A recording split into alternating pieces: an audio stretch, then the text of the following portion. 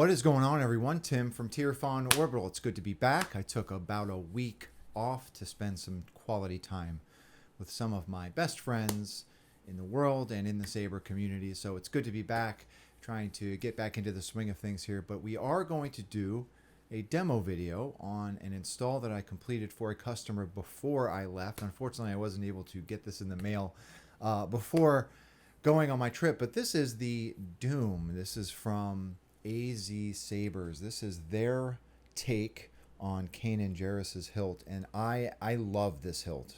I absolutely adore this hilt. I have one in my collection. This one has been given some very, very beautiful customization, like exterior customization treatment by Joshua Gamble and Christopher Royal. Josh did the etch on this, and Christopher Royal did the powder coat, and it looks absolutely phenomenal. It looks really, really great. I love the theme. It looks perfect with this hilt. So we're going to get a closer look at that when we come up top. However, we are going to come into Fusion as well and talk about this chassis. This was installed with the hybrid chassis that I designed for this hilt. It has a rotating plasma gate in it and a bunch of brass parts. So we are going to come into Fusion, talk about that chassis design a little bit, and then we will come up top, do a quick demo, and be on our way, right? So with all of that out of the way, let's come into Fusion. All right, so here is the chassis that I designed for the AZ Sabers Duum.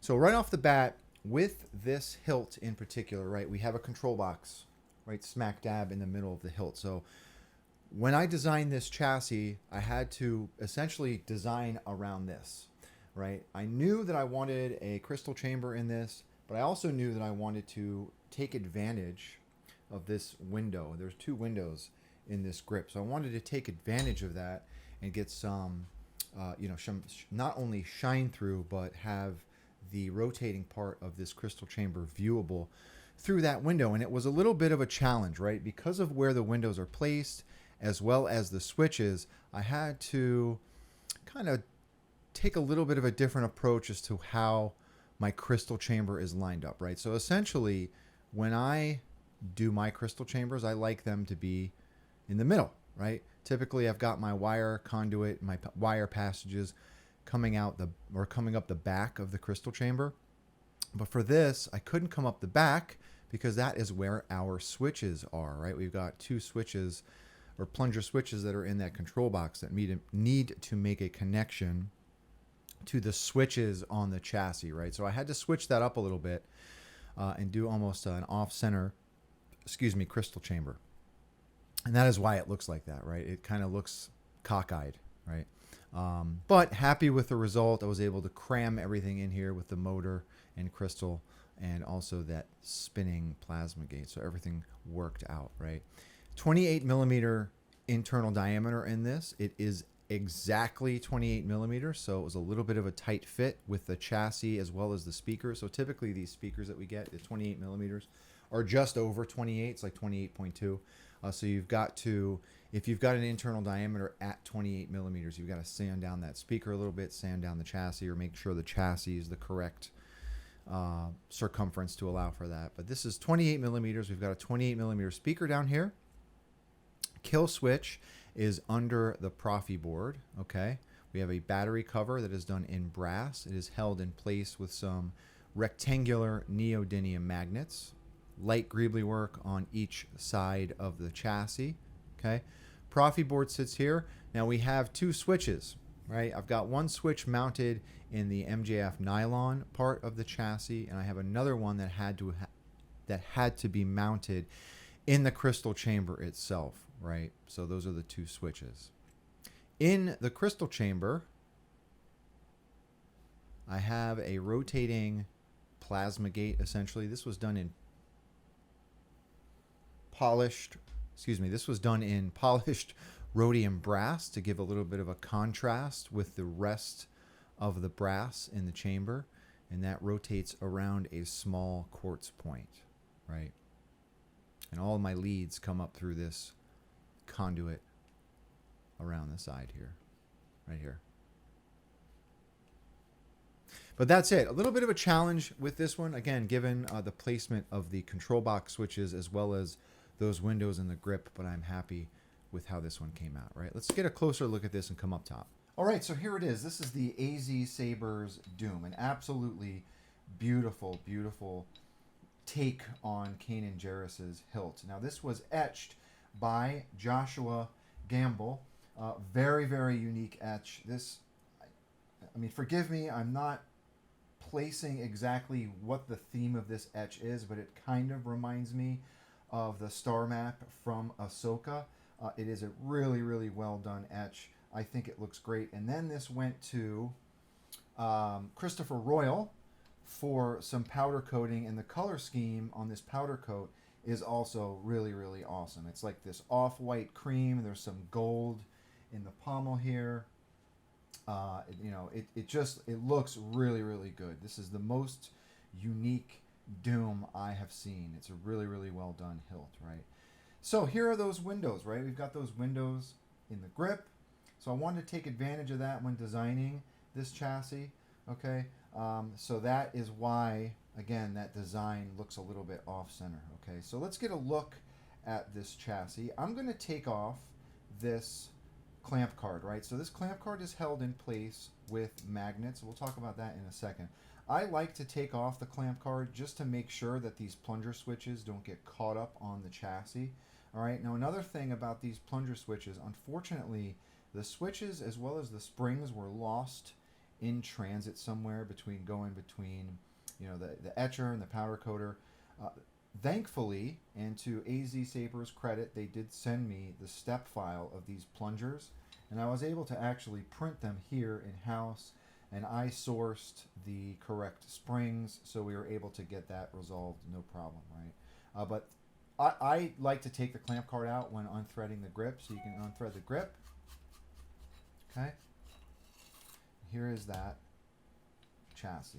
All right, so all of the brass has been weathered except for this rotating plasma gate. I kept that polished rhodium to give it a little bit of contrast with that weathered brass. Okay, but a really, really cool final result of this chassis. I'm really happy with it, right? So, battery cover is held in place with some magnets. Let me go ahead and get a battery. Spring side is your negative. Take the flat part of your battery, put it down in that battery tray. I could count on you. This was already on. If you don't hear anything, hit that kill switch. Okay, we'll go ahead and put this cover back on. I'll go ahead and activate this with the grip off first. So there's that rotating plasma gate here. Okay, everything is lit. Oops.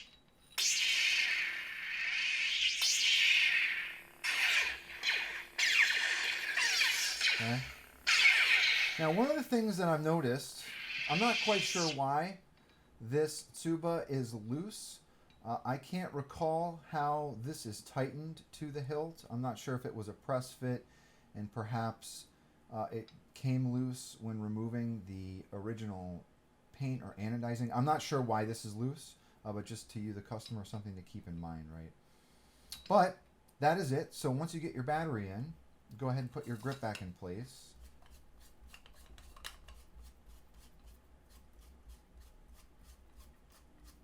Okay, and you're good to go. So there is that rotating plasma gate around that crystal. There's a real quartz crystal in there. Now, another thing to keep in mind, right?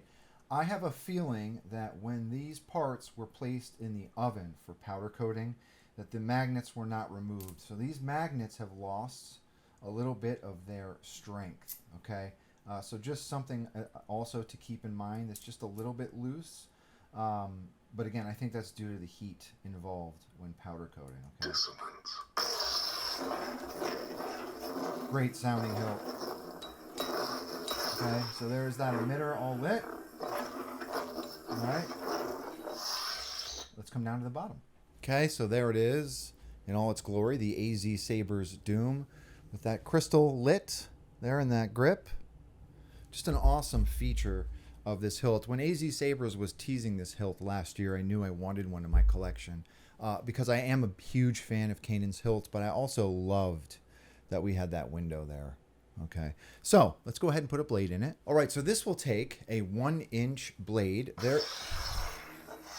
There is a set screw back here, a black set screw that will serve as your blade retention. Let me back that out a little bit. Okay. Go ahead and rest your blade on those PCB pins, and I'll tighten that set screw. This emitter feels a little wobbly. Now you can tighten this knurled ring here to tighten the entire upper assembly. So this whole upper assembly will also remove. And the way that I did my chassis, you can take this entire, matter of fact, why don't we just do that now? Probably should have did that. Probably should have done that while I was up top. So this is a magnetic greebly here that is holding this assembly in place. And you can take that whole tube off and your chassis will still work. All right. So I thought that was a cool feature of this hilt as well. That is one of the key things about Kanan's hilt. And then you can go ahead and thread that ring on again to tighten it, right? So we'll go ahead and put our blade in. Tighten the set screw. And you are ready to go.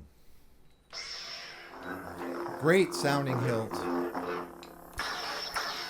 Okay, so there is that spinning chamber in there. Okay. Just an awesome, awesome looking hilt. So let's go ahead. Yeah, this control box is, this clamp card is really loose. I'm just full disclosure. What you can probably do, because those magnets just don't, they lost all their strength. So what you can probably do is reach out to AZ Sabers, to the customer. Probably get the size of this magnet. It looks like a rectangular magnet, 2 of them. You can probably just replace them, right? Because it is loose. Okay. One more. Ezra Bridger.